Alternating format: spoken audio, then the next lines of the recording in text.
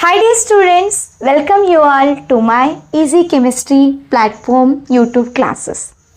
Dear students, here I am going to discuss about all universities syllabus because you are in the NEP syllabus according to National Education Policy. All university containing same type of syllabus but just little bit different are there. ಅಂದರೆ syllabus ಹೆಂಗಿರುತ್ತೆ according to national education policy, ರಾಷ್ಟ್ರೀಯ ಹೊಸ ಶಿಕ್ಷಣ ನೀತಿಯ ಪ್ರಕಾರ ದೇಶದೆಲ್ಲೆಡೆ ಏನೇನು colleges ಬರುತ್ತಲ್ಲ, ಡಿಗ್ರಿ ಕಾಲೇಜಸ್, ಯೂನಿವರ್ಸಿಟೀಸು, ಎಲ್ಲದರಲ್ಲೂ ಏನಿರುತ್ತೆ ಅಂತಂದರೆ ಒಂದೇ ಥರ ಸಿಲೆಬಸ್ ಇರುತ್ತೆ. ಅದರಲ್ಲಿ ಸ್ವಲ್ಪ ಏನಾಗಿರುತ್ತೆ ಅಂತಂದರೆ ಬದಲಾವಣೆ ಆಗಿರುತ್ತೆ. ನಮ್ಮ ಕರ್ನಾಟಕ ಸ್ಟೇಟ್ನಲ್ಲಿ ನೋಡಬೇಕಂತಂದರೆ ಎಲ್ಲ ಯೂನಿವರ್ಸಿಟಿ ಸಿಲೆಬಸ್ ಒಂದೇ ಥರ ಇದೆ.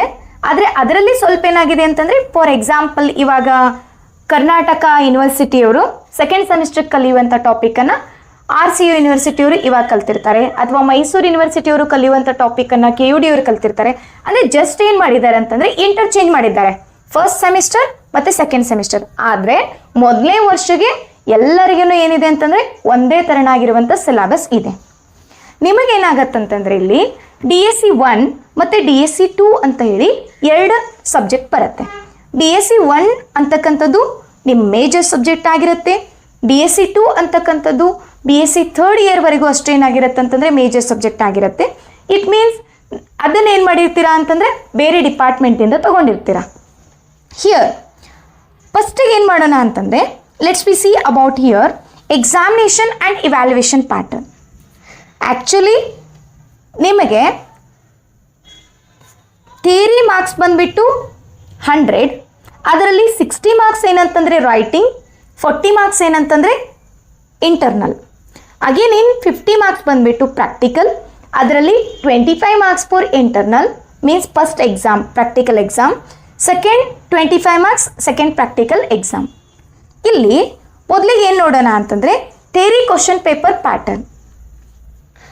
ಥಿಯರಿ ಕ್ವಶನ್ ಪೇಪರ್ ಪ್ಯಾಟರ್ನ್ ಅಂತಂದರೆ 60 ಮಾರ್ಕ್ಸ್ ಇರುತ್ತೆ. ಒಟ್ಟಾರೆ ಎಷ್ಟು ಮಾರ್ಕ್ಸ್ ಇರುತ್ತೆ ಅಂತಂದರೆ 60 ಮಾರ್ಕ್ಸ್ ಇರುತ್ತೆ. ಇದರಲ್ಲಿ ಇದಕ್ಕೆ ಬರಿಬೇಕಂತಂದರೆ only 2 hours timing, not 3 hours. 3 ಗಂಟೆ ಇರಲ್ಲ, ಓನ್ಲಿ ಎಷ್ಟು ಗಂಟೆ ಇರುತ್ತೆ ಅಂತಂದರೆ 2 ಗಂಟೆ ಮಾತ್ರ ಇರುತ್ತೆ. ಇಲ್ಲಿ part A it consisting of 8 questions, each question carrying 2 marks. Part ಎನಲ್ಲಿ 8 ಕ್ವಶನ್ ಇರುತ್ತೆ. 8 ಕ್ವಶನಲ್ಲಿ ನೀವು 6 ಕ್ವಶನನ್ನು ಬರಿಬೇಕಾಗುತ್ತೆ. ಅಂದರೆ 6 ಕ್ವಶನ್ಸ್ಗೆ you have to write answer. Each question carries 2 marks means totally 6 × 2 12 marks. ಈ ಒಂದು ಸೆಕ್ಷನ್ನಲ್ಲಿ ಎಲ್ಲ ಯೂನಿಟ್ಸ್ ಏನಾಗಿರುತ್ತೆ ಅಂತಂದರೆ ಮಿಕ್ಸಪ್ ಆಗಿಬಿಟ್ಟು ಕ್ವಶನನ್ನು ಕೇಳಿರ್ತಾರೆ. ಪ್ರತಿಯೊಂದು ಯೂನಿಟ್ದಿಂದ 2 ಕ್ವಶನ್. ಓಕೆ, ಒಟ್ಟಾರೆಯಾಗಿ ನಿಮಗೆ 4 ಯೂನಿಟ್ ಇರುತ್ತೆ. 4 ಯೂನಿಟ್ನಲ್ಲಿ 1 ಯೂನಿಟ್ದಿಂದ ಕ್ವಶನ್ ಎಷ್ಟು ಬರುತ್ತೆ ಅಂತಂದರೆ 2 ಬರುತ್ತೆ. Okay, here first one. Next part B is the questions arises from the unit 1. Unit 1ದಿಂದ ಪರ್ಟಿಕ್ಯುಲರ್ ಆಗಿ ಯೂನಿಟ್ 1ದಿಂದ ಪಾರ್ಟ್ ಬಿನಲ್ಲಿ ಕ್ವಶನ್ ಬರುತ್ತೆ. Answer any 2 out of 3. 3 question ಕೊಟ್ಟಿರ್ತಾರೆ. 3 ಕ್ವಶನ್ನಲ್ಲಿ ನೀವೇನು ಮಾಡಬೇಕಂತಂದರೆ ಯಾವುದಾದ್ರೂ 2 ಕ್ವಶನ್ಗೆ ಆನ್ಸರ್ ಮಾಡಬೇಕಾಗತ್ತೆ. Here 2 × 6 is equal to 12 marks ಅಂತಂದರೆ ಈಚ್ ಕ್ವಶನ್ ಕ್ಯಾರೀಸ್ 6 ಮಾರ್ಕ್ಸ್. ಒಂದು ಕ್ವಶನ್ಗೆ ಮಾರ್ಕ್ಸ್ ಎಷ್ಟಿರುತ್ತೆ? 6 ಮಾರ್ಕ್ಸ್ ಅಂತ ಇರುತ್ತೆ. Next part C, inorganic chemistry. ಅಂದರೆ ಸೆಕೆಂಡ್ ಯೂನಿಟ್ ಯಾವುದಿರುತ್ತೆ ನಿಮಗೆ? ಇನ್ಆರ್ಗ್ಯಾನಿಕ್ ಕೆಮಿಸ್ಟ್ರಿ ಇರುತ್ತೆ. ಅಂದರೆ ಇನ್ಆರ್ಗ್ಯಾನಿಕ್ ಕೆಮಿಸ್ಟ್ರಿನಲ್ಲಿ ಯಾವ್ಯಾವ ಟಾಪಿಕ್ಸ್ ಬರುತ್ತಲ್ಲ ಅದನ್ನೆಲ್ಲ ನಾನು ಒಂದು ಹೆಡ್ಡಿಂಗ್ ಕೊಟ್ಟು ಇದರಲ್ಲಿ ಇಟ್ಟಿರ್ತಾರೆ. ಇದು ಕೂಡ ಒಂದೇ ಥರನಾಗಿರುತ್ತೆ. Answer any 2 out of 3 questions, each question carries 6 marks. So same part D organic chemistry, part E physical chemistry. Here you should remember 6 marks means ಅವರು ಡೈರೆಕ್ಟಾಗಿ ನಿಮಗೆ 6 ಮಾರ್ಕ್ಸ್ ಕ್ವಶನ್ ಕೇಳಲ್ಲ. ಯಾವ ರೀತಿ ಕೇಳ್ತಾರೆ? ಸ್ಪ್ಲಿಟ್ ಮಾಡಿ ಕೇಳ್ತಾರೆ. 3 + 3 ಕೇಳ್ಬೋದು, 4 + 2 ಕೇಳ್ಬೋದು, 2+2+2 ಕೇಳ್ಬೋದು. We don't know about this one. Okay, but certain concept ಇರುತ್ತಲ್ಲ, ಆ ಕಾನ್ಸೆಪ್ಟ್ ಮೇಲೆ ಈ ಕ್ವಶನ್ ಇಷ್ಟು ಮಾರ್ಕ್ಸಿಗೆ ಬರುತ್ತೆ, ಈ ಕ್ವಶನ್ ಇಷ್ಟು ಮಾರ್ಕ್ಸಿಗೆ ಬರುತ್ತೆ, ಈ ಕ್ವಶನ್ ಇಷ್ಟು ಮಾರ್ಕ್ಸಿಗೆ ಬರುತ್ತೆ ಅಂತೇಳಿ ನಾವೇನು ಮಾಡ್ಬೋದು, ಹೇಳ್ಬೋದು. ಅರ್ಥ ಆಯ್ತಾ? ಇದು ನಿಮ್ದು ಏನಂತಂದರೆ ಥಿಯರಿ ಕ್ವಶನ್ ಪೇಪರ್ ಪ್ಯಾಟರ್ನ್ ಆಗಿದೆ. And next one assessment methods. Assessment methods ಅಂತಂದರೆ ನಿಮಗೆ 60 ಮಾರ್ಕ್ಸ್ ನೀವು ಥಿಯರಿ ಬರೀತೀರಾ, 40 ಮಾರ್ಕ್ಸ್ ಏನು ಮಾಡಬೇಕಾಗಿರತ್ತಂತಂದ್ರೆ ಇಂಟರ್ನಲ್ ಕೊಡಬೇಕಾಗತ್ತೆ. ಅಲ್ಲಿ ಅಸೆಸ್ಮೆಂಟ್ ಕ್ರೈಟೇರಿಯಾಸು ಡಿಫ್ರೆಂಟ್ ಆಗಿರುತ್ತೆ. ಒಂದು first internal assessment test for 30 marks 1 hour after 8 weeks. ಅಂದರೆ ನಿಮ್ಮ ಕಾಲೇಜ್ ಸ್ಟಾರ್ಟ್ ಆಗಿ 8 ವಾರಗಳ ನಂತರ ಕಾಲೇಜ್ನವ್ರು ಏನು ಮಾಡ್ತಾರೆ ಅಂತಂದರೆ ಒಂದು ಟೆಸ್ಟನ್ನು ಕಂಡಕ್ಟ್ ಮಾಡ್ತಾರೆ. ಅದು ಎಷ್ಟು ಮಾರ್ಕ್ಸಿಗಿರಬೇಕು? 30 ಮಾರ್ಕ್ಸಿಗಿರಬೇಕು. And second internal assessment test is also for 30 marks 15 ವಾರಗಳ ನಂತರ. Average of 2 test should be considered. ಅಲ್ಲಿ 30 ಮಾರ್ಕ್ಸು ಮತ್ತು ಇಲ್ಲಿ 30 ಮಾರ್ಕ್ಸು, ಇದು ಎರಡನ್ನೂ ಎವರೇಜ್ ತೆಗೆದು ಅದನ್ನು ನಾವೇನು ಮಾಡ್ತೀವಿ ಅಂತಂದರೆ ಕನ್ವರ್ಟ್ ಮಾಡ್ತೀವಿ ಎಷ್ಟಿಗೆ? ಹಿಯರ್ 30 ಮಾರ್ಕ್ಸಿಗೆ. ನೆಕ್ಸ್ಟ್ ಇನ್ನೊಂದು ಅಸೈನ್ಮೆಂಟ್ 10 ಮಾರ್ಕ್ಸ್ ಇರುತ್ತೆ. Total marks will be 40 marks. ಆದರೆ ಇಲ್ಲಿ ನಾವೇನು ಮಾಡ್ತೀವಿ ಅಂತಂದರೆ ನಮಗೆ UUCMS ಪೋರ್ಟಲ್ನಲ್ಲಿ ಹಾಕಬೇಕಾದ್ರೆ ಅಲ್ಲಿ ನಮಗೇನು ಮಾಡಬೇಕಾಗಿರತ್ತಂತಂದರೆ ಸಬ್ಜೆಕ್ಟ್ಸ್ ಮ್ಯಾಪಿಂಗ್ ಅಂಥೇಳಿ ಮಾಡಬೇಕಾಗಿರುತ್ತೆ. ಈ ಪ್ಯಾಟರ್ನ್ ಅನ್ನೋಕ್ಕಿಂತ ನಾನು ನಿಮ್ಮ ಕಾಲೇಜಸ್ನಲ್ಲಿ ಏನೇನು ವರ್ಕ್ ಹೇಳ್ತಾರಲ್ಲ ಅದನ್ನು ನೀವು ಮಾಡಿಕೊಟ್ರೆ ಸರಿಯಾಗಿ ನೀವು ಈಸಿಯಾಗಿ ಏನು ಮಾಡ್ಬೋದು ಅಂದರೆ 40 ಮಾರ್ಕ್ಸ್ ತೊಗೊಳ್ಬೋದು. ಓಕೆ, ಅಂದರೆ ಅಸೈನ್ಮೆಂಟ್ ಇರುತ್ತೆ, ಸೆಮಿನಾರ್ ಇರುತ್ತೆ, ಪ್ರಾಜೆಕ್ಟ್ ವರ್ಕ್ ಇರ್ಬೋದು, ಫೀಲ್ಡ್ ವರ್ಕ್ ಇರ್ಬೋದು, ಯಾವುದೂ ಇರ್ಬೋದು. ಇದೇ ಇರಬೇಕು ಅಂತೇಳಿ ಏನಿಲ್ಲ. 30 ಮಾರ್ಕ್ಸ್ಗೆ ಟೆಸ್ಟ್ ಈಸ್ ದೇರ್, ಟೆಸ್ಟ್ ಇರುತ್ತೆ. ಓಕೆ, ಬಟ್ ಅದ್ರ ಜೊತೆಗೆ ಮತ್ತೇನಂತಂದರೆ ಬೇರೆ ಬೇರೆ ರೀತಿಯಾಗಿರುವಂಥ ವರ್ಕ್ಸ್ ಇರುತ್ತೆ ನಿಮಗೆ. Next here for practical exams. Practical exams particular ಆಗಿ ನಾನೇನಂತಂದರೆ ಅದನ್ನು ಒಂದು ವಿಡಿಯೋನಲ್ಲಿ ಏನು ಮಾಡ್ತೀನಿ ಅಂತಂದರೆ ಎಲ್ಲ ಯೂನಿವರ್ಸಿಟಿಗೂ ಸೇಮ್ ಇರುತ್ತೆ, ಅದನ್ನು ಎಕ್ಸ್ಪ್ಲೇನ್ ಮಾಡಿ. Dear students, let's be see about here syllabus. That is unit number 1 is analytical chemistry. ಈ ಒಂದು ಯೂನಿಟ್ನಲ್ಲಿ ಏನೇನು ಕಲಿತೀರಾ ಜಸ್ಟ್ ನಾನು ಹೈಲೈಟ್ ಮಾಡ್ತಾ ಹೋಗ್ತೀನಿ ಅಷ್ಟೇ. ಸೊ ಡೆಫಿನೇಷನ್ಸ್ ಕಲಿತೀರಾ, analysis, determination, measurement, techniques and methods, classification of analytical techniques, choice of an analytical method, accuracy, precision, sensitivity, selectivity, method validation, and figures of merit of analytical methods, that is LOD, LOQ, working range.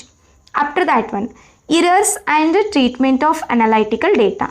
ಈ ಪಾರ್ಟ್ನಲ್ಲಿ ಏನು ಕಲಿತೀರಾ ಅಂತಂದರೆ errors and types of errors, minimization techniques of errors, statistical treatment of finite samples, mean, median, range, standard deviation and variance. Next, titrimetric analysis. Basic principle of titrimetric analysis, classification, preparation and dilution of reagents or solutions, normality, molarity and mole fraction. Next, small ಇದರಲ್ಲಿ ಏನಂತಂದರೆ topics ಬಂದು ಹೋಗುತ್ತೆ. Acid based titrimetry, theory, titration curves for all types of acid base titration, strong acid, strong base, weak acid, weak base, likewise. After that, quantitative applications, selecting and standardizing a titrant, inorganic analysis, alkalinity, acidity, complexometric titrimetry. After that, indicators for EDTA titration. Next, redox titrimetry. Last one is precipitation titrimetry. Second unit is atomic structure and periodicity of elements. ಇದು just ಏನಂತಂದರೆ ನೀವು PUCನಲ್ಲಿ ಏನೇನು ಕಲ್ತಿರ್ತೀರಲ್ಲ same ಅದೇ ಥರ ಇರುತ್ತೆ. ಸ್ವಲ್ಪ ಏನಂತಂದರೆ extra knowledge ತೊಗೊಳ್ಬೇಕಂತೇಳಿ ಕೆಲವೊಂದು ಪಾಯಿಂಟ್ಸನ್ನು ಕೊಟ್ಟಿದ್ದಾರೆ. Rutherford's atomic model, Bohr's hydrogen atomic spectrum, derivation of radius and energy of an electron in hydrogen atom, limitations of Bohr's theory, dual behavior of matter and radiation, de Broglie equations, Heisenberg uncertainty principles, rules to write electronic configurations, Schrodinger equation, quantum numbers, nodes, types of nodes ಎಲ್ಲಾನು ಏನಂತಂದರೆ ಈ ಟಾಪಿಕ್ನಲ್ಲಿ ಕಲಿತೀರಾ. ಇದೊಂದು ಏನಂತಂದರೆ ಎಲ್ಲರಿಗೂ ಈಸಿಯಾಗಿರುವಂಥ topic ಆಗಿದೆ. ಇದರಲ್ಲಿ ಇನ್ನೊಂದು sub topic ಬರುತ್ತೆ, periodicity of elements. Means it is classification of elements. And nuclear charge means what, screening effect means what, shielding, de-shielding, atomic radii, ionic radii, ಎಲ್ಲನೂ ಏನು ಮಾಡ್ತೀರಾ ಅಂತಂದರೆ ಇದರಲ್ಲಿ ಕಲಿತೀರಾ. ಇದರಲ್ಲಿ ಹೊಸ ಪಾಯಿಂಟ್ಸ್ ಏನಂತಂದರೆ ನಿಮಗೆ ಅಲ್ರೆಡ್ ರೊಕ್ಕೋ ಸ್ಕೇಲ್ ಅಂತ ಬರುತ್ತೆ. So this is about the periodicity of elements. Next third one, bonding in organic molecules and mechanism of organic reactions.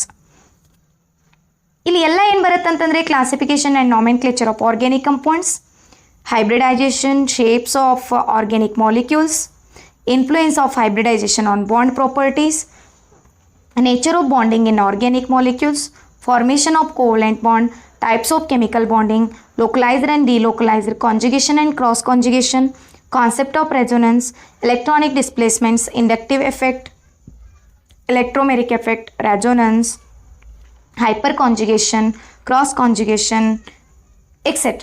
ಇದು displacement of electrons P U ಸಿನಲ್ಲಿ ಕಲ್ತಿರ್ತೀರ ಅದನ್ನೇ.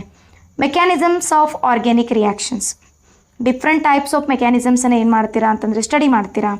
Notations use to represent electron movements and direction of reactions, curly arrows, formal charges, types of bonds breaking, homolytic and heterolytic, types of reagents, electrophiles, nucleophiles, nucleophilicity and basicity, types of organic reactions, substitution, addition, elimination, rearrangement and pericyclic reactions, explanation with examples. After that one, chemistry of aliphatic hydrocarbons, alkanes, substitution mechanism of halogenation.